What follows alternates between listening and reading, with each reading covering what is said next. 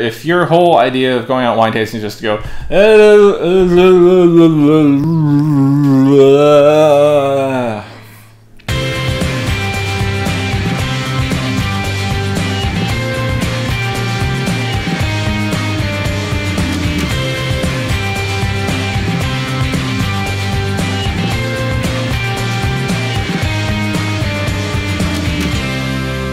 welcome back to Rewind with bschwitty, because I'm a little teapot, short and stout. Today we're going to be talking about some other wine basics that we haven't covered yet. It was requested a couple weeks back by one of the viewers. Thank you for watching. Thank you for suggesting something that we talk about here on Wine Basics, here on Rewind. We are going to focus on something down the line. I have an actual little, oh, it's a surprise, is what it is, but it's going to be a short, and it's going to be something to do with tasting room etiquette. But today what we're going to talk about is tasting room etiquette, tasting room basics. You may remember me talking about this a long time ago, that one of the points of Rewind is to make you comfortable enough to go out and venture to a tasting room or to a wine bar or someplace that has an area where you can just try wine to see what kind of wines you like and experience it and get comfortable doing it. Tasting rooms are not something to be feared, but they're also not something that you just go to get drunk at. They're not bars. Some of them have a more entertainment value atmosphere where you are supposed to go and just... All the tasting rooms were designed for partying and for bachelorettes parties to come through. Literally, one of the wineries I was at, 4 out of 5 groups that were tasting there were bachelorette wine weekends. But the basics. Tasting fees. Tasting fees are usually somewhere between $5 to $35. I would say an average price is $10, maybe $15, depending on which area you're in. If you go to some place like Napa or Sonoma, they're going to be higher. That's just what happens when you go to a place that's world-renowned. Usually they are waived with purchases. Some places as low as 1 bottle. Other places it's a price point that you have to hit. It really just depends on the tasting room, but it will state at the top of the tasting menu or when you start your tasting how much you need to purchase to waive your tasting fee. That being said, buying isn't a requirement. You're there to see if you enjoy the wines that they offer. If you don't, just walk out of there, pay your tasting fee, and get out. If the wines aren't agreeable to you, why would you want to buy something? That being said, the people that are serving you, they should be attentive. They should be pouring you stuff that you want to try. There's going to be a menu with probably 5 to 7 wines to try. There'll be whites, there'll be reds, there'll be rosés. It just depends on where you are, what the producers make, how much wine that they have open at a time, and as long as you talk with who's pouring for you, you might be able to customize your tasting more to your liking. And that's what the attendants, or whatever you want to call them, are there for. They're there to help you find wines that you will like and enjoy, so then you could buy them and take them home and enjoy them. That being said, tips. Generally, you want to tip your tasting room attendant.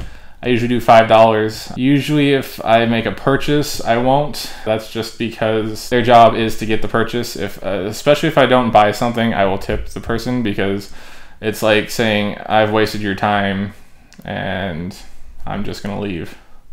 Sometimes they get commission, sometimes they don't. It really depends on the winery. You really should tip whenever you go. Basic rule of tipping: did they do an outstanding job? Did they try to cater wines to you? Did they get you an extra pour? Did they do something that they went out of their way to make sure that you had a memorable experience while you're out tasting? Because that's the other half, that's the other aspect of this. It's social. You're out there enjoying wines with your friends, or the tasting room, to try to just understand what wines are out there and what you like. It's a social experience. It's one of the greatest aspects of wine, because there'll be other couples there, other groups there that'll be like, oh hey, we were just tasting here and they have this kind of wine if you like that kind of wine. If you are genuinely engaged in what you're doing at a tasting room, you'll be good. So generally at your taste, they'll have 1 ounce pours. Some states have rules that say you only get 8 ounces per tasting.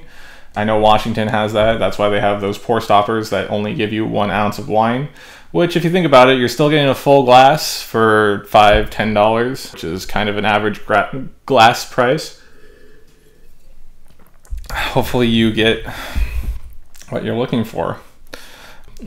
And then tasting order, they'll start with the whites, they'll do a rosé if they have it, then they'll do reds. Each time they'll build up the complexity. Each wine will be a little bit bigger than the previous one, a little bit bolder. And then at the end, they'll probably finish with a dessert wine if they have it open or produce one. Some tips and tricks for going out tasting. The tasting room attendant, pourer, server, what have you, will be knowledgeable, like I said, about their own wines at the very least. They could know more. They certainly should know less. If it's their first couple weeks, well, maybe won't be the best source. You might be screwed. But on top of that, on top of their knowledge of their wines, which they will know pretty well, they will have additional knowledge about wine. So ask them. If you don't know something, ask them. No question is a stupid question. Like I said, ask questions in the comments below. I will go back and answer them for you. If you have a question, ask it, no matter what, no matter how dumb you might think it is. If you have a question, then you deserve an answer to it. Otherwise, how will you find out? The people pouring for you, they should gauge how much to talk to you or how much you don't want to interact with them. You don't have to talk to them if you don't want to.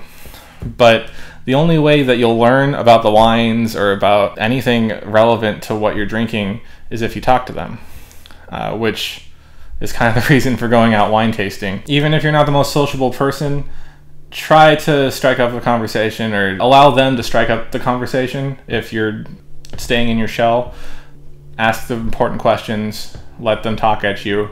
You don't have to talk back, but try to soak it in.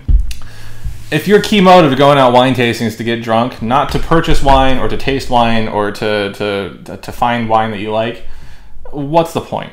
You could just go to a bar. You could drive around in a limo getting drunk on your own time.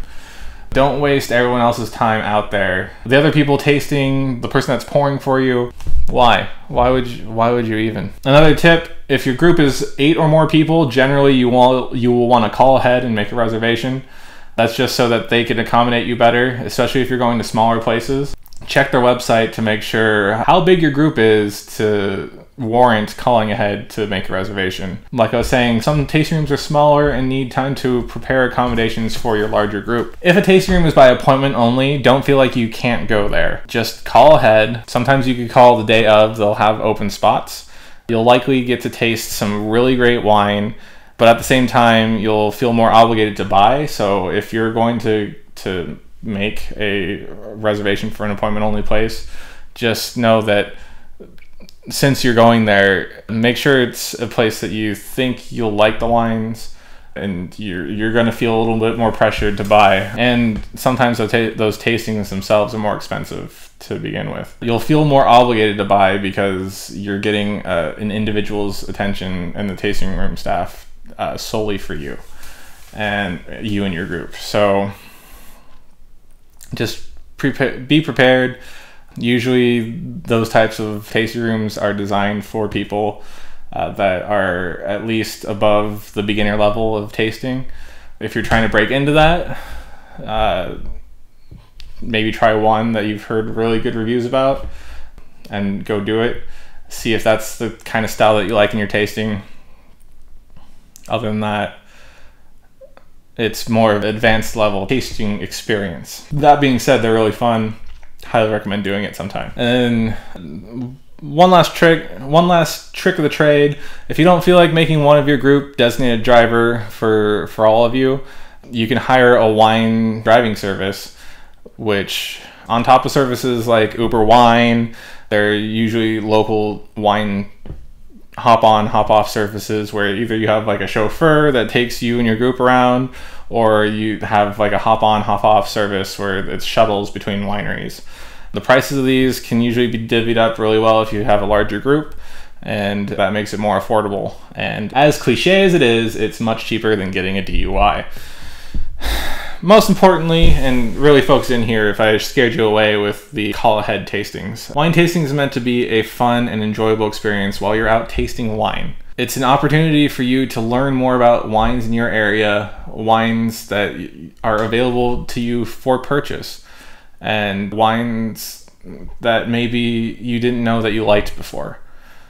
It helps you learn about your own self and what you like and what you dislike out in the wine world. And that's one of the most valuable resources you can have in this whole wine thing, is to go out tasting and to go see what you personally like and what you enjoy.